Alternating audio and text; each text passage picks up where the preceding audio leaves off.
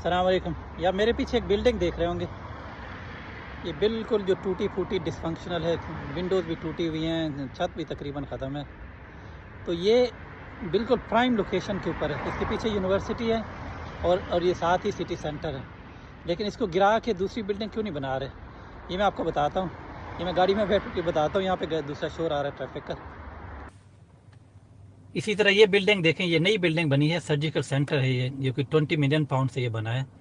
اس کو اصل میں بننا تھا یہ پیچھے اس بلڈنگ کی جگہ پہ. اس بلڈنگ کو توڑنا تھا, پرانے بلڈنگ کو, اور یہ بلڈنگ وہاں پہ بنانی تھی, اور یہ پارکنگ تھی. لیکن اس کو توڑا نہیں جا سکا.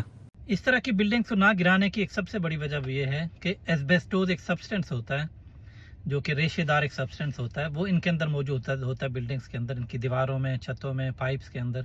اس کے فائدے ہوتے ہیں ایسبیسٹوز کے, کیونکہ یہ گرمی سردی سے بچاتا ہے بلڈنگ کو. تو لیکن یہ پرابلم یہ ہے کہ یہ پھیپھڑوں کی بہت ساری خطرناک بیماریاں بھی پیدا کرتا ہے. اور وہ سب پیدا کرتا ہے جب یہ ہوا کے اندر جاتے ہیں اس کے ریشے, اور کوئی سانس لیتا ہے نا. یہ اس طرح ہے جیسے شیر اگر سویا ہوا ہے یا بیٹھا ہوا ہے تو کوئی مسئلہ نہیں, اگر اس کو چھیڑ دیا تو مسئلہ ہوگا. تو بلڈنگز کے اندر اگر یہ اس کو ڈرل کیا جائے, کوئی دیوار کو توڑا جائے یا کسی بلڈنگ کو توڑا جائے, تو سبسٹنس نکلتا ہے ایسبیسٹوز, اور وہ پھیپھڑوں کی بیماریاں کاز کرتا ہے.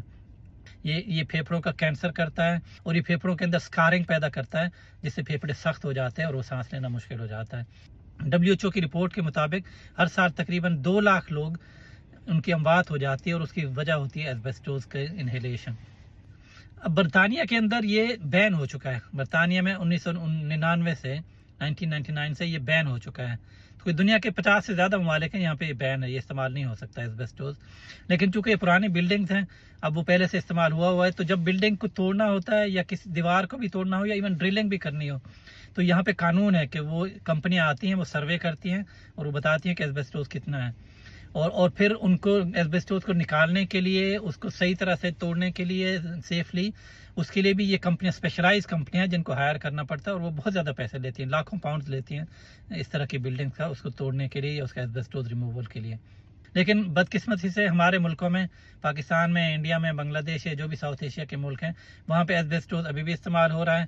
اور پچھلے سال تقریباً کوئی 2000 ٹن پاکستان نے ایسبیسٹوز کا میٹیریل ایسا امپورٹ کیا جس کے اندر ایسبیسٹوز موجود ہے. انڈیا میں بھی یہی حال ہے. انڈیا میں مائننگ کے اوپر تو بین لگایا ہوا ہے, لیکن وہاں پہ امپورٹ ہو سکتی ہے, بلکہ کہا جاتا ہے کہ دنیا کا سب سے بڑا امپورٹر ایسبیسٹوز کا وہ انڈیا ہے. تو یہ فرق ہے ہمارے ملکوں میں اور مغربی ملکوں میں اس چیز کو بہت سیریس لیا جاتا ہے, ہیلتھ اینڈ سیفٹی کو, لیکن ہمارے ملکوں میں کوئی اس کو پوچھنے والا نہیں ہے.